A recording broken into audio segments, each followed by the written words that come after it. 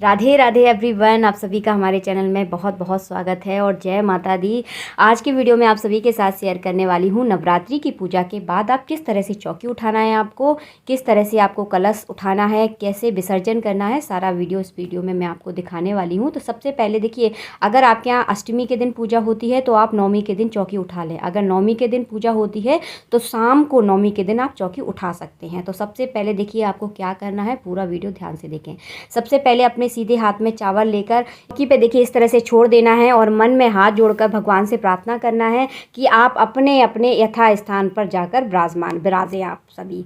तो इसके बाद देखिए आप सारी चीज़ें उठाना स्टार्ट करें। जो भी आपने फल चढ़ाए हैं, जो भी आपने प्रसाद चढ़ाया है, अपने परिवार वालों के साथ ज़रूर इसे बांटें, सभी को ज़रूर खिलाएं, क्योंकि ये माता रानी का आशीर्वाद होता है। तो सभी को मिलजुल कर ये प्रसाद ज़रूर खिलाना है। ऐसा कोई शख्स ना बचे जिसे ये प्रसाद ना मिले, ऐसा सभी को ये प्रसाद ज़रूर बांटना है। थोड़ा थोड़ा खाएं लेकिन सभी को खिलाएं। इसके बाद देखिए सबसे पहले जो उठाया जाता है वो होता है कलश, क्योंकि सबसे पहले कलश की स्थापना की जाती है और सबसे पहले कलश ही उठाया जाता है।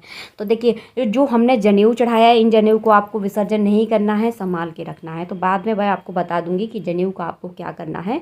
तो जनेऊ बहुत अच्छे रहते हैं, इनका भी मैं आपको बताऊँगी बाद में। इसके बाद देखिए जो हमने नारियल पर कपड़ा लपेटा था, इस कपड़े को आप किसी को भी दान कर सकते हैं। आप चाहे मंदिर में दान कर दें, आप चाहें तो किसी ब्राह्मण को दान कर सकते हैं। उसके बाद देखिए नारियल, तो देखिए नारियल का ऐसा रहता है, कुछ लोगों के यहाँ तो देखिए फोड़कर प्रसाद के रूप में खा लिया जाता है और कुछ लोग इसे नदी में विसर्जित कर देते हैं। तो जैसे देखिए आपके घर की परंपरा है, तो दो में से आप कुछ भी कर सकते हैं। तो आप अपने हिसाब से देख लें। हमारे यहाँ तो ये फोड़कर खा लिया जाता है। इसके बाद देखिए चावलों को भी दान करना है। इसका भी मैं आपको बताऊँगी कि किस तरह से आपको दान करना है। तो चावल भी आप साइड में रख दें। सारे चावल जितने भी चौकी में आपने चढ़ाए हैं सभी को एक जगह आपको एकत्रित कर लेना है। इसके बाद देखिए जो अशोक के आपके पत्ते जो आपने कलश पर लगाए थे वो आप विसर्जन के लिए रख दें। इसके बाद देखिए ये है जल। ये नवदुर्गों में 9 दिन आपके घर में जल रखा रहा है, तो ये जल बहुत ज़्यादा पवित्र हो गया है। तो इस जल को अपने घर के हर एक कोने में आपको देखिए इस तरह से छिड़कना है। बहुत ज़्यादा अच्छा माना जाता है। अगर कोई बुरी आत्मा का साया अगर आपके घर में है, कोई निगेटिविटी है, तो इससे पूरी तरह से दूर हो जाती है। तो ये जल बहुत ज़्यादा शुभ होता है। थोड़ा थोड़ा आप सब जगह छिड़क दें। अगर बच जाता है तो किसी पेड़ में इसे डाल दें। इस तरह से डालना है कि किसी के पैरों में ना लगे। उसके बाद देखिए कलश में जो हमने हल्दी, सिपाड़ी और एक का कलदार जो डाला था, इसे सबसे पहले देखिए धूप में रख दें, आप अच्छे से सूख जाएगी। इसके बाद देखिए आप किसी भी पूजा में इस सिपाड़ी, हल्दी, 1 रुपए के कलदार को संभाल के रखें। जब भी आप कलश स्थापना करें इसी चीज़ों को आपको डालना है। दूसरा बार बार आप नया नया ना लें, इसी को डालें। ये बहुत ज़्यादा शुभ होता है। और जब आप इसे जाकर किसी सुरक्षित जगह पर अच्छे से रख लें ताकि आपको आसानी से मिल सके। उसके बाद देखिए कलश के नीचे जो हमने चावल रखे हैं, इसे भी आप चावलों को एक जगह एकत्रित कर लें और किसी गरीब ब्राह्मण को आप जाकर दान कर सकते हैं, ज़रूरतमंद इंसान को दान कर सकते हैं। वैसे देखिए पुराणों की बात अगर कही जाए तो ब्राह्मणों को दान करना विशेष माना जाता है। अगर कोई आसपास कोई ब्राह्मण नहीं है तो आप मंदिर में दान कर सकते हैं। अगर मंदिर भी आपके आसपास नहीं है तो किसी ज़रूरतमंद को इतने चावल आप दान करें कि एक दिन का भोजन उसके घर का हो जाए। तो कम से कम 1 किलो चावल तो आपको दान करना ही करना है। अगर आपकी स्थिति बहुत अच्छी है तो आप बहुत ज़्यादा चावल दान कर सकते हैं। थोड़े से ज़्यादा चावल लेके इन चावलों को उसमें मिला दीजिए और दान कर दीजिए। चावलों के दान करने से भी बहुत ज़्यादा फ़ायदे होते हैं। इसके बाद देखिए गणेश जी पर आपने नवदुर्गा में जितने भी जनेऊ चढ़ाए हैं सारे एकत्रित कर लिए एक जगह पर। और उसके बाद देखिए जितने भी फूल, माला, जितने भी आपने नवदुर्गों में जो भी आपने चढ़ाई हैं माला वगैरह, सब एक जगह एकत्रित करके ये सारी चीज़ें सिरने जाएंगी। तो ये सारी चीज़ों को हम सिराएंगे नदी में। बहती हुई नदी में सिराने का विशेष महत्व रहता है। आप सब लोग सोच रहे होंगे सिराना किसे बोलते हैं, तो सिराना विसर्जन को ही कहा जाता है। अपनी अपनी एक अलग अलग भाषा होती है ना, तो हमारे यहाँ सिराना बोला जाता है इसको। इसे विसर्जन भी कहा जाता है। तो सारे फूल आप नदी में विसर्जित कर दें। तो कोई एक पन्नी या पॉलीथीन में संभाल के रख दें, कोई दिक्कत नहीं है, बिल्कुल ख़राब नहीं होते। अगर आसपास तालाब है तो उसमें भी आप सरा सकते हैं। इसके बाद देखिए अगर आपने अखंड दीपक जलाया है, अगर वो जल रहा है, उसमें इतना घी और तेल है, वो जल रहा है, तो उसको बुझाना नहीं है। उस अखंड दीपक को उठाकर आप अपने मंदिर में रख लें और उसके बाद उसके नीचे के जितने भी चावल हैं सारे चावलों को आप एक जगह एकत्रित कर लें। ये देखिए गौरी गणेश जी यहाँ पर हमने अपने स्थापित किए थे। गौरी गणेश को भी आप संभाल कर रख दें।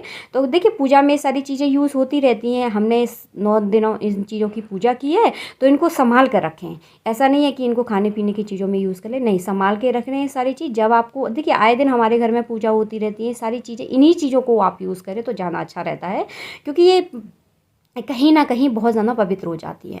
इसके बाद देखिए माता रानी की आपने जो तस्वीर रखी है उस तस्वीर को उठाकर आप अपने मंदिर में रख लें, क्योंकि 9 नवदुर्गाओं में हमने 9 दिन इन चीज़ों की पूजा की है, माता रानी की हमने पूजा की है, तो ये तस्वीर बहुत ज़्यादा पवित्र हो जाती है। तो इसका विशेष महत्व रहता है, घर में इसकी पूजा अवश्य करें।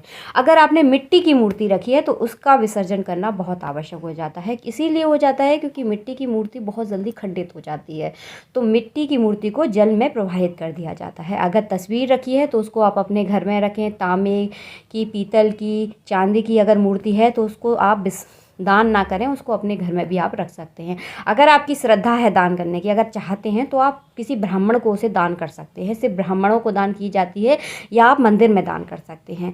अगर आप उसमें घर में रखना चाहते हैं तो आप घर में भी रख सकते हैं। अगर आपके पास पहले से मूर्ति है, आप नहीं रखना चाहते, तो ब्राह्मण को या मंदिर में आप दान कर सकते हैं। उसके बाद देखिए आप अपनी चौकी हटा लें, और चौकी के नीचे जो हमने चावल गेहूँ रखे थे उनको एक जगह एकत्रित करके, मैंने आप सभी को पहले ही बता दिया है कि किसी ब्राह्मण को या गरीब इंसान को या आप मंदिर में दान कर सकते हैं। उसके बाद देखिए चौक पर सबसे पहले हम हाथ जोड़कर प्रार्थना करेंगे। उसके बाद देखिए जो चौक हमने आटे से पूरा था, उस चौक को इस तरह से देखिए पूरा आप एक जगह एकत्रित करके इस आटे को आप चींटियों को चुगा दें।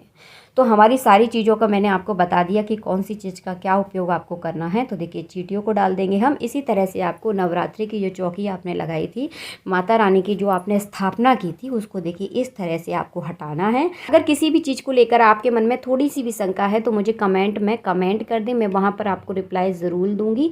और माता रानी पर देखिए हमने जो कलावा हमने जो वस्त्र के रूप में चढ़ाया था, उसे आप अपने हाथ में पहन ले, बहुत अच्छा माना जाता है। स्त्रियाँ उसे अपने सीधे हाथ में ज़रूर पहने।